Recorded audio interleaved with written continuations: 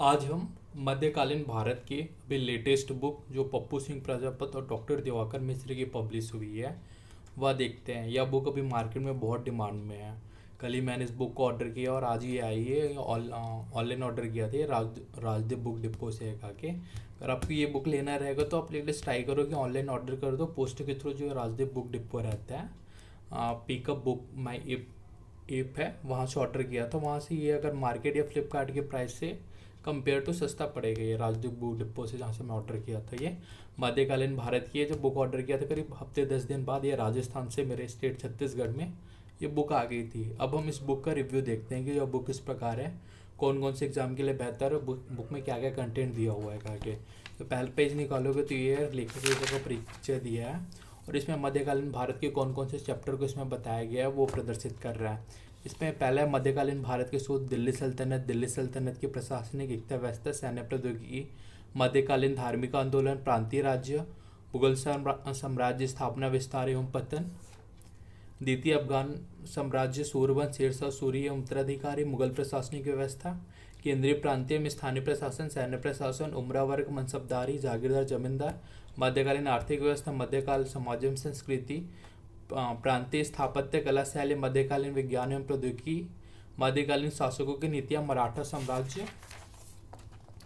और इधर है वशिष्ठ वन में तुर्क आक्रमण, मोहम्मद गजनी एवं मोहम्मद गौरी, मध्यकालीन देश यात्री एवं उनके वृत्तांत, मध्यकालीन भारत, आधुनिक भारत इतिहास लेखन, परिभाषिक शब्दावली, महत्वपूर्ण टेबल सूचियां, मध्यकालीन प्रसिद्ध व्यक्ति, संदर्भ ग्रंथ सूची।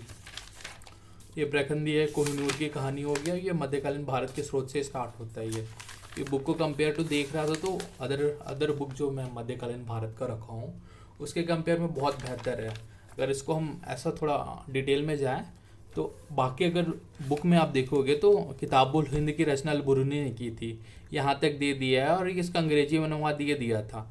लेकिन कहीं भी बहुत कम बुक में इसका वर्णन मिलता है और मैं हिस्ट्री का बुक रखा हूँ उसमें कि इसके जो 1 से लेकर 80 चैप्टर जो है किताबुल हिंद की, जो अल-बरूनी ने जिसकी रचना की थी, किताबुल हिंद तहक़ीक़ हिंद, तो इसमें अध्यायवार विकसित किया। अध्याय 1 में ये, 2 से 8 में इसमें ये विषय वस्तु दिया, 9 से 9, 10, 11 में ये है। ये तो एक चीज़ अच्छा है, बाकी बुक के कंपेयर में इसके बहुत डिटेल से दी हुई है। और एक बार आप ये बुक पढ़ोगे तो काफ़ी बेटर हो गया। जैसे वैसे ये मिन्हाज सिराज का है। मिन्हाज सिराज के बारे में इसमें पूरा डिटेल में दिया गया है। उसके बुक का भी नाम लिखा है और मिन्हाज सिराज जो लेखक का परिचय रहता है उसके बारे में। वैसा हो गया ख्वाजा अब्दुल मलिक सामी का हो गया, उसका भी डिटेल में परिचय दिया है। ये बुक अन्य बुक से इसको बेटर बनाता है। साथ में इसमें ये वाला भी है जिसकी प्रांतीय इतिहास से संबंधित जो ग्रंथ है, कौन कौन से राज्य में कौन कौन से ग्रंथ का लिखा गया है, इसका पूरा डिटेल में एक्सप्लेनेशन दिया गया है। वाले पेज से आप देख सकते हो। जैसे मिराती हिंदरी है, सिकंदर मुन मुहम्मद 1611 में, मिराती हम मदीजो अली मोहम्मद खान ने हुआ। इस प्रकार से पूरे राइटर का नाम दिया गया और ये जो हाईलाइट करके बताया गया जो ज़रूरी चीज़ है ये हो गया। और साथ में इसमें मध्यकालीन भारत के बाकी चैप्टर दो, जैसे सूफी आंदोलन हो गया, शिवाजी वाला साम्राज्य हो गया, जो बाकी अदर बुक में हो गया, या मध्यकालीन भारत के कुछ वंश हो, जैसे सरकी वंश हो गया, बुरहानपुर का वंश हो गया जो बुरहानपुर में शासक किया था, जौनपुर में शासक किया था, इत्यादि के जो वंश उनके बारे में भी इसमें पूरा डिटेल से नॉलेज दिया गया है। जिसकी एक एग्जांपल हम ये देख सकते हैं कि जैसे राजपूताना स्टार्ट हो रहा है, राजपूताना में मेवाड़ का वंश स्टार्ट हो रहे थे, मेवाड़ के वंश के बारे में दिया था। वहाँ जो राजा राज कर रहे थे, लक्षण सिंह लाखा, इधर हो गया मुकल, कुंभा तथा उनकी विजय हो गया, कुंभा का संबंध क्या था, कुंभा की सांस्कृतिक विशेषता क्या था, उद्दा हो गया, रैमल हो गया, राणा संगा हो गया, मारवाड़ के राठौर वंश हो गया, इनके डिटेल में बता रहा है। तो ये जो मध्यकालीन के अदर वंश, जैसे उड़ीसा के जो वंश हो गया, चोटगंग हो गया, राजसुंदरी जो चोट साम्राज्य के वीर शासक थे, उनके बारे में भी बता रहे हैं। सिंध और मुल्तान हो गया, खानदेश हो गया। इस प्रकार के जो अदर बुक में जितना डिटेल नहीं दिया गया है, जिसकी ये बंगाल का वंश हो गया, ये वाले बुक में आप उसको अच्छे से डिटेल से देख सकते हो अगर डिटेल में पढ़ना रहेगा तो। हाँ, ये बुक की एक डीमेरिट देखेंगे तो इसमें बहुत सारे फैक्ट हैं जिसको आपको याद करना पड़ेगा। बाकी अदर बुक में हम देखेंगे तो उतना सारे फैक्ट नहीं रहते जितना ये वाले बुक में दे दिया है। तो गुजरात के बारे में बता रहे तो गुजरात का प्रथम शासक कौन था, अहमद शाह हो गया सेकंड शासक, और मोहम्मद शाह द्वितीय, महमूद प्रथम बेगड़ा। इस पर जो मध्यकालीन सल्तनत के जो प्रांतीय साम्राज्य थे उनके वंश को भी इसमें बहुत अच्छे तरीके से बताया गया है। ऐसे ये मालवा का हो गया,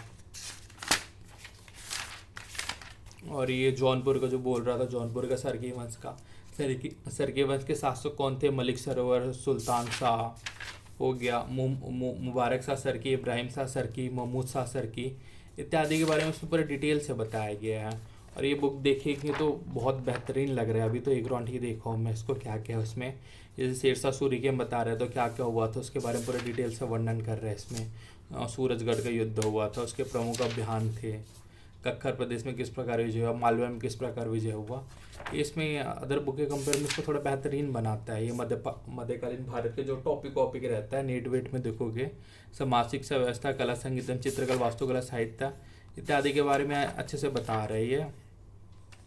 साथ में ओवरऑल देखेंगे तो बुक काफ़ी बेटर लग रहा है मेरे हिसाब से। आपका नज़रिया उसको बुक को देखने का अलग अलग हो सकता है। और साथ में इसका अंतिम में देखें तो ये मराठा साम्राज्य हो गया। ये मराठा साम्राज्य के बीच में डिटेल से जानकारी दिया गया है। यहाँ देख सकते हो क्या थे संभाजी के बारे में पूरा डिटेल से बताया गया है। जो अभी लेटेस्ट टॉपिक चल रहा है, प्रशासनिक संगठन एवं उनका परिवर्तन, जिंजी का घेरा, जो राजा रामगता संभाजी के बारे में बता रहा है, ये हो गया। और एक चीज़ अच्छा है कि इसमें जो मराठा साम्राज्य के जो शासक थे उसको अच्छे से समझाने के लिए इसके पूरे डिटेल से बताया हुआ है कि मराठा साम्राज्य में सैन्य व्यवस्था कैसे, घुड़सवार सेना कैसे थी, कितने में कितने क्या थे, जिसकी 9 सिपाही और न्यायपालिकों का प्रमुख जो पैक था, 10 न्यायिकों को प्रमुख हवलदार था, 2 या 3 हवलदारों को प्रमुख जुमलादार था इत्यादि को। और लास्ट में ये जो परिशिष्ट दिया गया है, इसमें इसके मध्यकालीन प्रसिद्ध व्यक्तित्व कौन कौन थे। अमीर खुसरो हो गया, उसकी पूरी रचना को दिया गया है। जियाउद्दीन बर्नी हो गया जिसकी रचना है। ये परिशिष्ट में ये सब का वर्णन दिया गया है। नेक्स्ट वाला परिशिष्ट देखते हैं।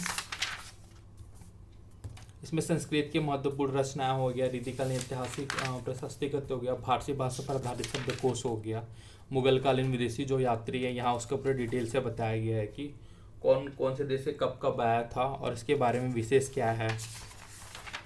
ये उपनाम उपाधियाँ क्या क्या था राजाओं की, महत्वपूर्ण टेबल और सूची क्या है, कौन से वंश के राजा ने कितने, जो दिल्ली सल्तनत के वंश के राजा उनके बारे में बता रहा है।